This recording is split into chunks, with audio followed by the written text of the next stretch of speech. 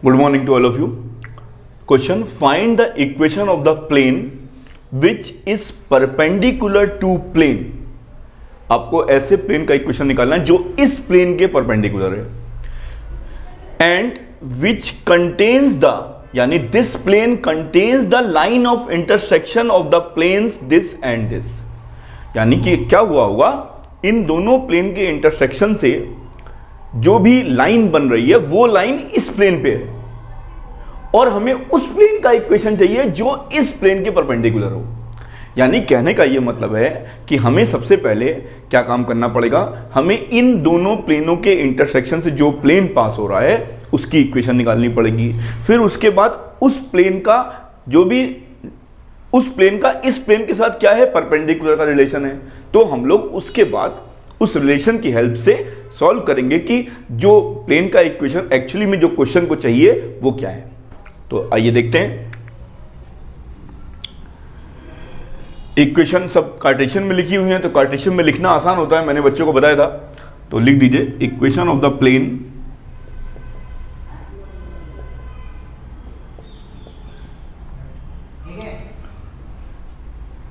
passing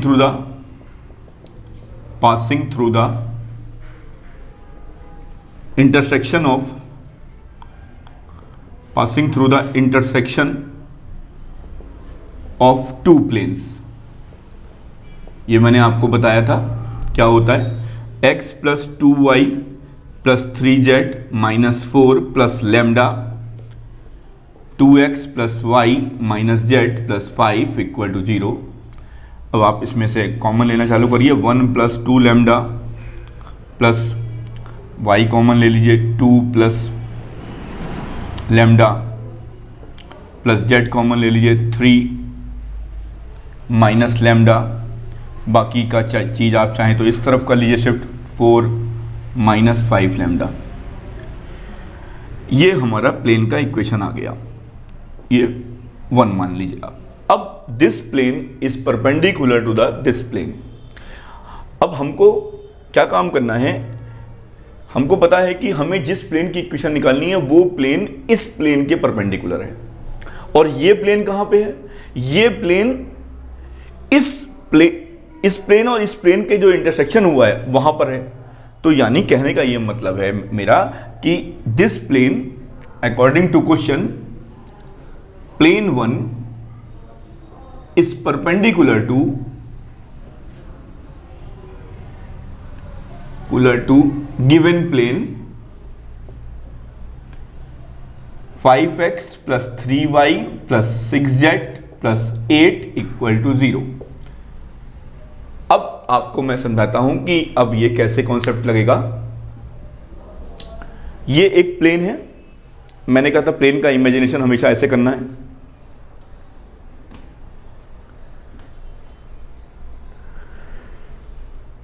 ये एक दूसरा प्लेन है, ध्यान से देखिएगा, सामने से आपको दिखेगा. अच्छा, एक प्लेन ये है, एक प्लेन ये है.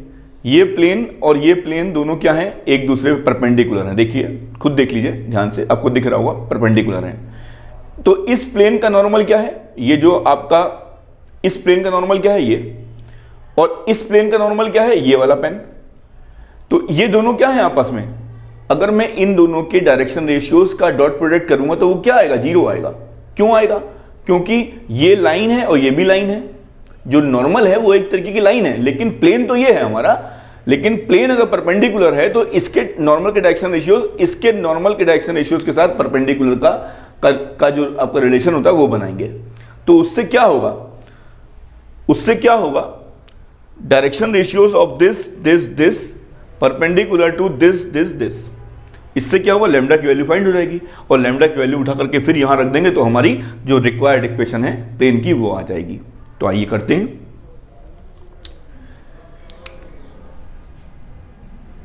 सो direction ratios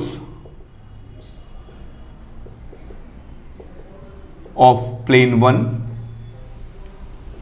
perpendicular to given to DRs of direction ratios of given plane. क्या होगा, 1 plus 2 lambda 5 plus 2 plus lambda 3 a1 a2 plus b1 b2 plus c1 c2 equal to 0 plus का 3 minus lambda into 6 equal to 0। यहां से lambda की value निकाल लेते हैं, minus का 29/7 आएगा। अब आप इस वैल्यू को put value of lambda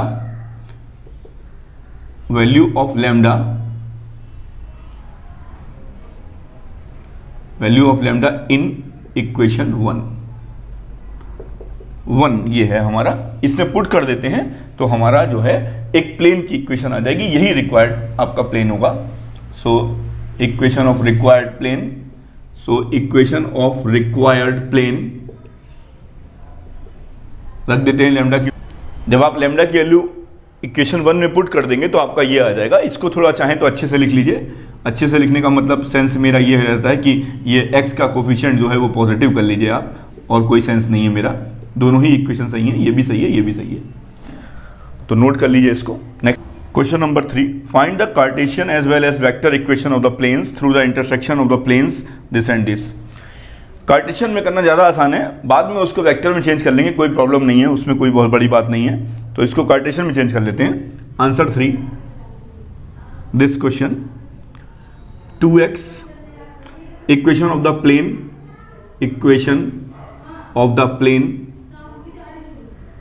passing through the intersection of two planes, यानी कि हमें फैमिली ऑफ प्लेन का इक्वेशन बनाना है। 2x plus 6y plus 12 plus lambda 3x minus y plus 4z equal to 0। अब आप क्या काम करिए, x कॉमन ले लीजिए, 2 plus 3 lambda plus y common ले लीजिए, 6 minus lambda plus 12 plus 4 lambda z लिख लो यहाँ पे, 4 lambda z plus 12 equal to 0।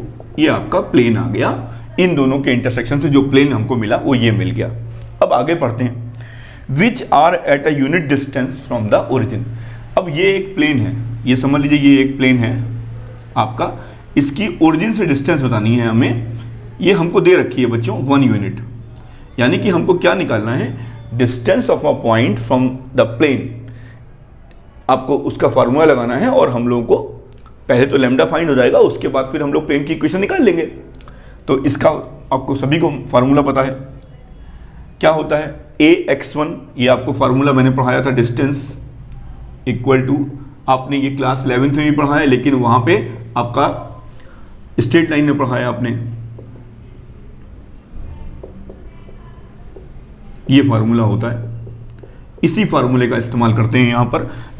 जो आपकी डिस्टेंस है वो कितनी है, 1 यूनिट है, तो वो यहाँ 1 लिख लीजिए। यहाँ पर क्या होगा, x की जगह 0 रखेंगे, y की जगह 0 रखेंगे, z की जगह 0 रखेंगे, यहाँ 12 आ जाएगा upon under root 2 plus 3 lambda whole square plus 6 minus lambda whole square plus 4 lambda whole square. जब आप इसको सॉल्व करेंगे बच्चों तो आपका आ जाएगा लैम्डा स्क्वायर इक्वल टू 4, यानी lambda equal two plus minus 2। अब आपको क्या काम करना है, यहाँ पर जो इक्वेशन 1 है, put the value of lambda equal to 2 in equation 1। Equation 1 से एक आपको निकाल लेनी है प्लेन की इक्वेशन। बिल्कुल ऐसे ही put the value of lambda equal to -2 in equation 1, तो दूसरे प्लेन की इक्वेशन आ जाएगी। अब ये सॉल्व करने का काम आपका है, बाकी मैं आपका ये आ गया। लेकिन उसने हमसे बोला कि वेक्टर में भी आपको बताना है, तो कोई प्रॉब्लम नहीं है बच्चों, बहुत आसानी से मैं आपको वेक्टर में भी समझा दूंगा। मैं इसका बताता हूं वेक्टर में, vector r dot -4i plus का 8j माइनस का 8k बस, और प्लस का 12 इक्वल टू 0। ये हो गया पहले का। अब इसका क्या होगा, vector r dot -i plus 2j minus का 2k प्लस 3 इक्वल टू 0। ये आपका दूसरे का वेक्टर फॉर्म बदल गया। इस टाइप से आपका आंसर हो जाएगा। क्वेश्चन नंबर 4 यानी answer 4, find the distance between the parallel planes. बहुत ही अच्छा सवाल है। एक प्लेन ये है और दूसरा प्लेन ये है। ये प्लेन है आपका x plus y minus z plus 4 equal to 0, और बिल्कुल इसी से मिलता जुलता ही प्लेन होगा, क्योंकि आपको पता है कि उसके डायरेक्शन रेशियो सेम होते हैं, तो ये वाला हिस्सा तो सेम होगा, minus z plus 5 equal to 0। अगर आप इसको फॉर्मूले से करते हैं तो मैंने आपको इसका फॉर्मूला बताया था डिस्टेंस का, d2 d1 minus d2 upon under root a square plus b square plus c square. मैं आपको इसको थोड़ा और अच्छे से समझा देता हूं। ये प्लेन 1 है और ये आपका प्लेन 2 है। ये प्लेन 1 है, ये प्लेन 2 है। Let x1 y1 z1 be the point on plane 1। अगर प्लेन 1 पे पॉइंट है तो जाहिर सी बात है इस प्लेन को सेटिस्फाई करेंगे, ठीक है। यहाँ पे तो आपका x1 plus y1 minus z1 plus 4 equal to 0। So ये हो जाएगा। अब आपको पता है यहाँ पर x1 y1 z1 आ गए, तो यहाँ से जब इनके बीच की परपेंडिकुलर डिस्टेंस निकाल लेते हैं। वही हमसे पूछी गई है, डिस्टेंस बिटवीन पैरेलल लाइंस पूछा गया है। तो distance between parallel planes, lines मुंह से गलती से निकल गया, distance between parallel planes equal to क्या होगा।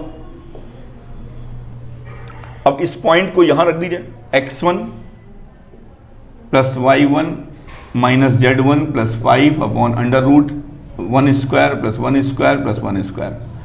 अब ये क्या हो जाएगा, इसकी वैल्यू क्या है, यहां से देखिए इसकी वैल्यू क्या है, -4, तो -4 रख दीजिए।